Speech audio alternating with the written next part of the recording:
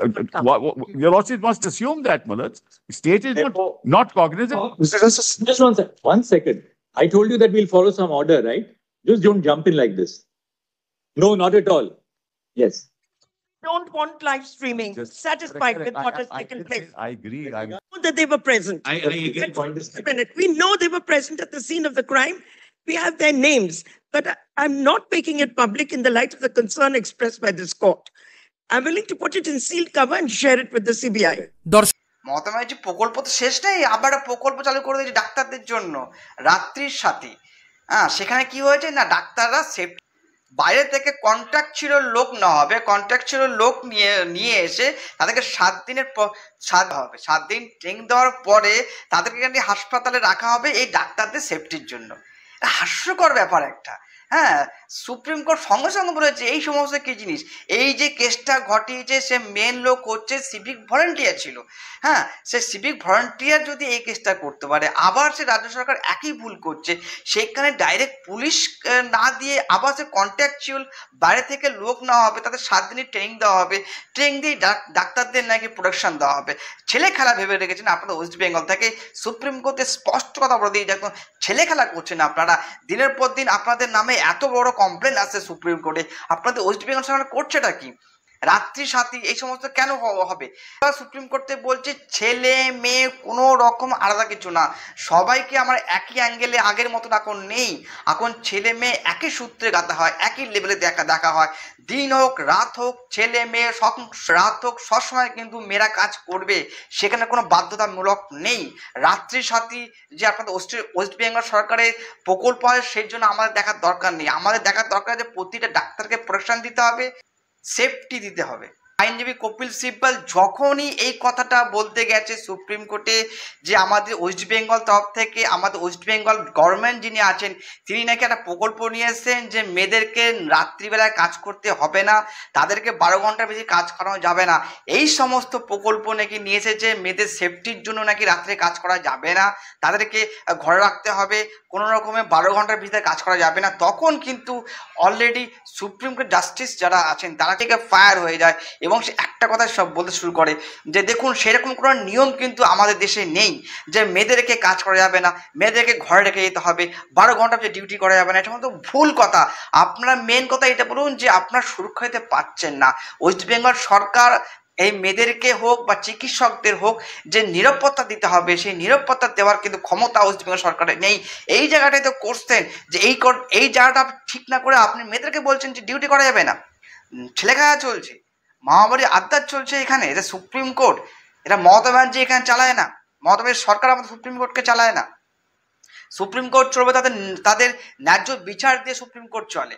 তো সেখানে দাঁড়িয়ে আপনি আগে আপনাদের ওয়েস্ট বেঙ্গলের যে সমস্যাগুলো আছে, সে সুরক্ষা সমস্যাটা আছে, সে সুরক্ষাটা দিন, সে সুরক্ষা দিন, প্রত্যেকটা মেয়ে রাত্রে কাজ করবে এবং ডাক্তার কেন এবং অনেক অফিসিয়াল কাজই আছে যেখানে সারা রাত ধরে মেয়েরা কাজ করছে, তো সেই সব জায়গাতে তারা কাজ করছে, সেই সব জায়গাতে আপনার সুরক্ষা দিতে হবে।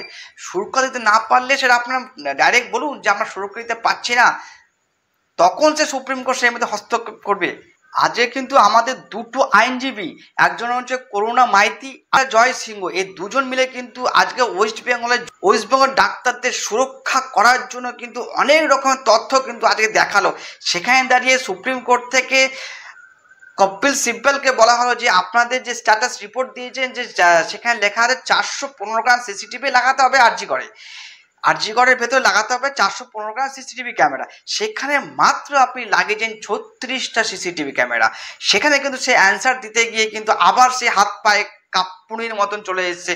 কপিল সিব্বল বলছে যে না না না আমি তাড়াতাড়ি লাগিয়ে দেবো, আপনার চিন্তা করতে হবে না, কাজ চলছে, যত সম্ভব করে দেবো। দেখুন সব জায়গাতে ঘাবলা করে রেখে দিয়েছে এই সিসিটিভি ক্যামেরা। কপিল সিব্বল যখন কিন্তু আরও ডাক্তারদের প্রতি চাপ বাড়াবার চেষ্টা করলো, এই জুনিয়র ডাক্তারদের প্রতি চাপ বাড়াবার চেষ্টা করলো, কীভাবে আপনারা দেখুন।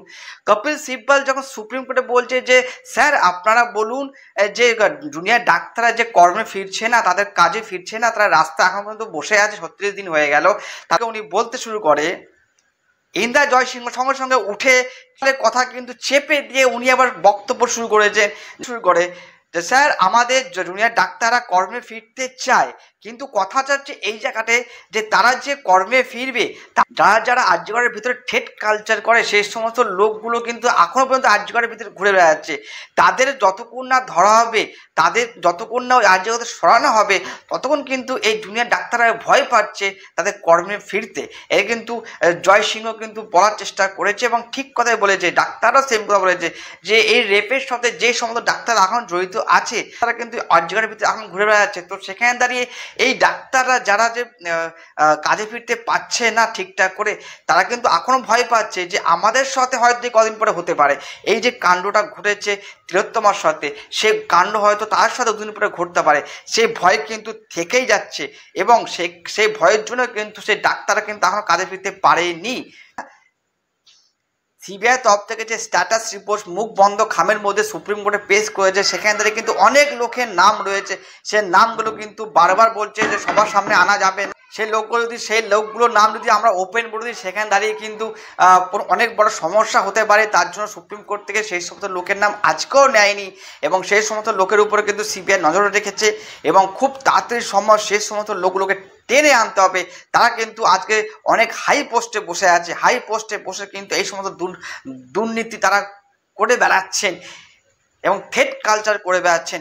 এর জন্য কিন্তু মুখ বন্ধ খামের ভিতরে যে স্ট্যাটাস রিপোর্ট আছে তার ভিতরে কিন্তু অনেক চাঞ্চল্যকর জিনিস কিন্তু অলরেডি সিবিআই দিয়েছে সুপ্রিম কোর্টকে।